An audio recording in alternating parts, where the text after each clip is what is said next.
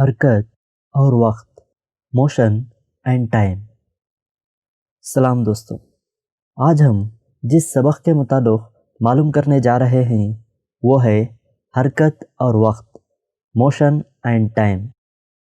وقت کے بارے میں ہمیں پتہ ہے، ٹائم جسے ہم ہر دن استعمال کرتے ہیں۔ اب یہ حرکت کیا ہے؟ جواب آسان ہے، کسی بھی شے یا چیز کے مقام میں تبدیلی حرکت کہلاتی ہے۔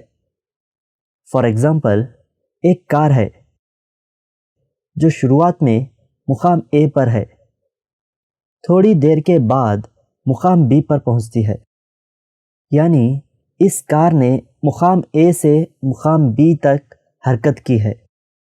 اس طرح مقام بدلنا ہی حرکت کہلاتا ہے۔ حرکت کے 3 قسمیں ہیں۔ نمبر 1، خطی یا مستقیمی حرکت، جسے انگریزی میں لینئر موشن کہا جاتا ہے۔ نمبر 2، دائروی حرکت، سرکولر موشن۔ نمبر 3، دوری یا اہتزازی حرکت، جسے انگریزی میں پیریوڈک موشن کہا جاتا ہے۔ چلیے اب مختلف مثالوں کے ذریعے ان کو معلوم کرتے ہیں۔ مستقیمی حرکت، لینئر موشن۔ اگر کوئی شے سیدھی لائن میں حرکت کرتی ہے تو اسے خطی یا مستقیمی حرکت کہا جاتا ہے۔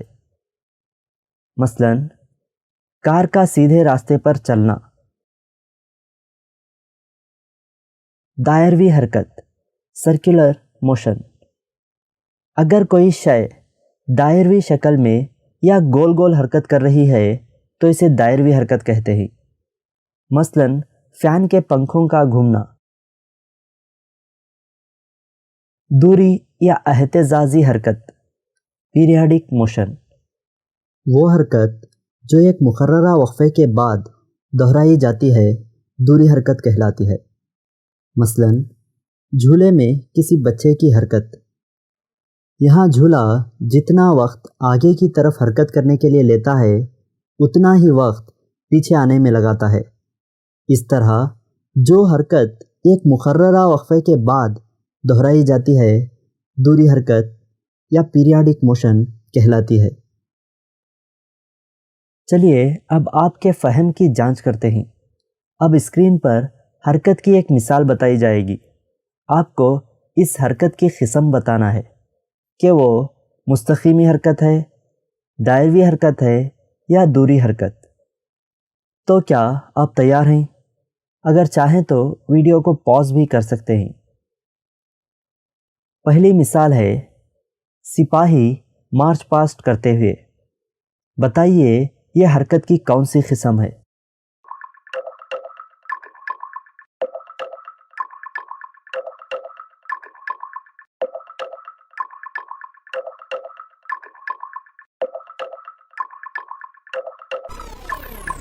صحیح جواب ہے مستقیمی حرکت، کیونکہ یہاں سپاہی سیدھی خط میں حرکت کر رہے ہیں، اس لیے یہ مستقیمی حرکت ہے۔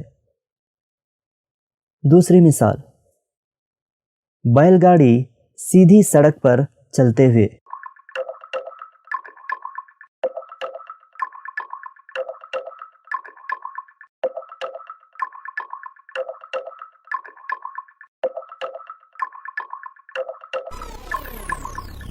اس کا صحیح جواب ہے مستقیمی حرکت۔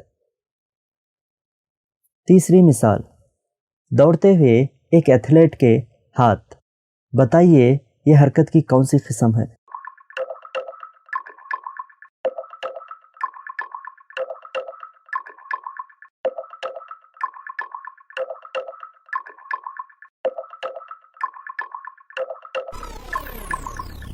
صحیح جواب ہے دوری حرکت۔ چوتھی مثال، چلتی ہوئی سائیکل کے پیڈل۔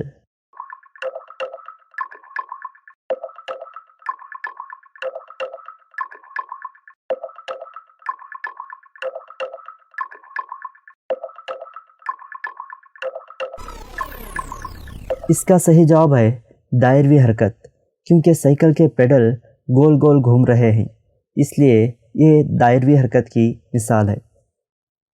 پانچویں مثال، سورج کے گرد زمین کی حرکت۔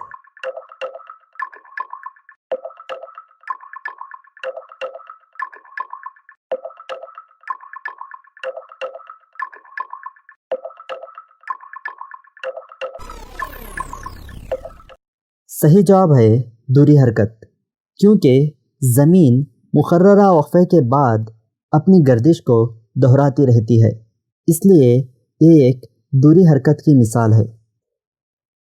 نیکسٹ مثال، جھولے کی حرکت۔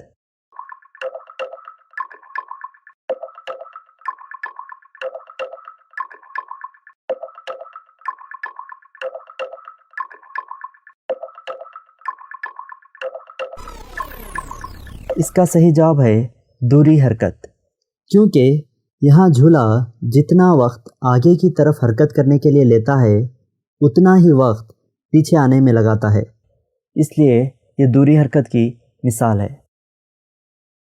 امید ہے آپ کو حرکت اور اس کے اقسام کے متعلق سمجھ میں آیا ہوگا۔ ملتے ہیں اگلے ویڈیو میں، جب تک کے لیے اللہ حافظ۔